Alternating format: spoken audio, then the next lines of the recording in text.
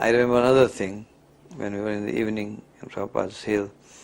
So Prabhupada, Keshava Prabhu, he was the president of San Francisco. He had brought a big bus there, and he wanted to show Prabhupada his bus.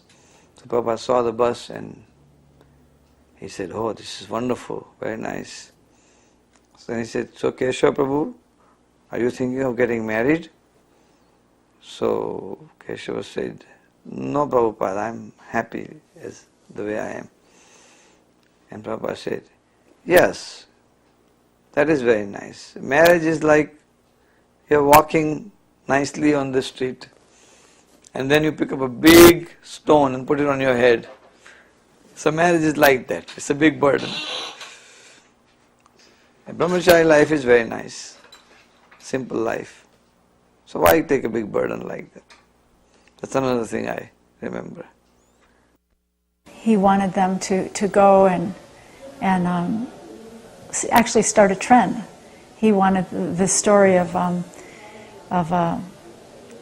Mr. Charles Chaplin, that he was at a dance with a lady, and he was sitting on a bench with the lady outside. They went out on the terrace, and then some naughty boys, he was wearing a tailcoat, and some naughty boys came from behind him and with a hammer and nails and nailed his tailcoat to the bench.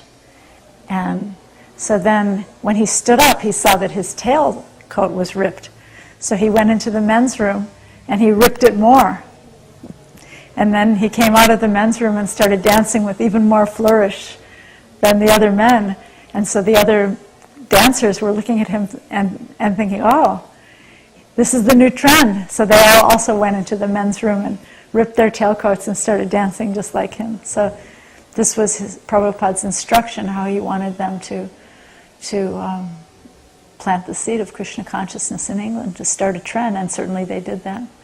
They were the right people to do that. So then they went on to meet the Beatles and started a Hare Krishna really sensation in England. One guy came pulling up on his bicycle, and he looked at the sannyasis, and he said to Srila Prabhupada, "How come some of these guys are carrying sticks?" And Prabhupada said, "What did he say?" I was standing right next to Prabhupada. He said, "What did he say?"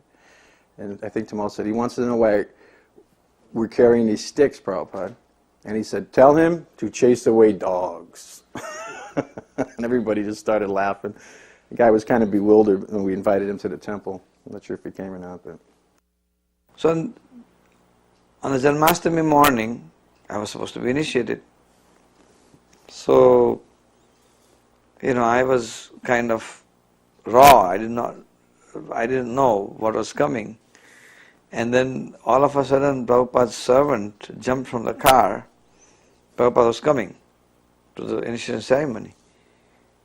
And his servant jumped out of the car and he saw me and said, "Hey, Janak Kumar, Prabhupada said that if you want to be initiated, then you have to shave your head." So, all of a sudden, I was still working outside and I had to shave. And I said, "What should I do?" I was thinking. Now there was no time to go back and forth to Prabhupada because he was already in temple room for the initiation. So devotees in Detroit, devotees from Detroit, they said, "Come on, your hair is going to come back, just shave up, what's the big deal? And you're getting this wonderful opportunity. Pure devotee is going to initiate you," as agreed. So I said, "Okay," and then Narothamanand Prabhu shaved me up, last minute. And then when I took a shower and put clothes and went into the temple room, and Prabhupada saw me and said, There was everybody was sitting there. So he nodded like that. And then I sat down and I was initiated. Your name is Yashomati Nandan Das.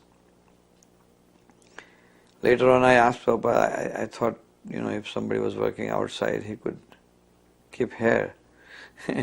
Prabhupada said, the hair will come back but in a Vaishnava ceremony, if you want to sit down, you should shave your head. He was very kind. I think this was Krishna's dictation to him, especially for me, because I was such a difficult and tough person. And without that special dose of mercy, I would not have been what I am today. I was so embarrassed to go back to Detroit. I just left that life and went to Chicago and started a new life as a brahmachari in the ashram. And that would have never happened. I would have never actually made that progress. So that was also one thing that now I look back, I think it's Krishna's dictation to him. That he had a way to, had different medicine for every person.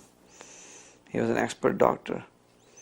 And I can never thank him enough for the way he transformed my life. At my initiation, I believe it was the first time Prabhupada told the story of Rukmini. And maybe because I was such a little girl, maybe something reminded him of Rukmini. And so he told the story of Rukmini for the first time, and he said, "So your name is Rukmini?" He said, "You are a beautiful girl. Krishna can accept any number of beautiful girls. So your name is Rukmini?" And then he said, let's see, "Your name is Rukmini. You're a beautiful girl. Krishna can accept any number of beautiful girls." And then he said, you're a beautiful girl, so now become beautiful within also."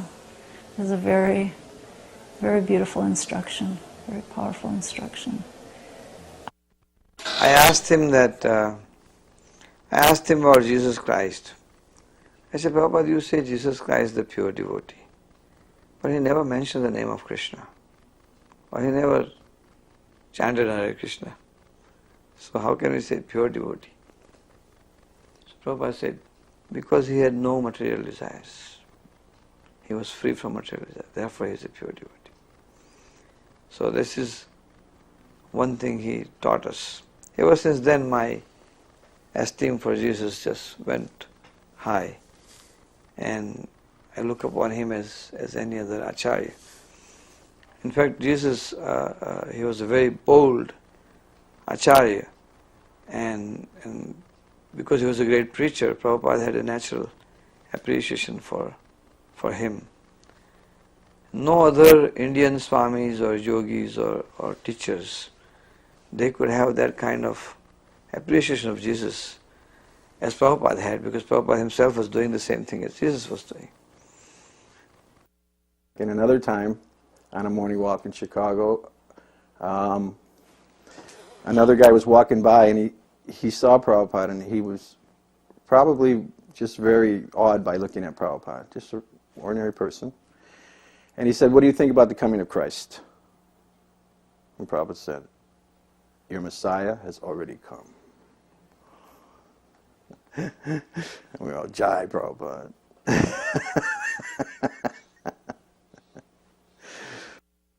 So I went to LA, and here I also got married here after 3-4 months of being here to a devotee girl.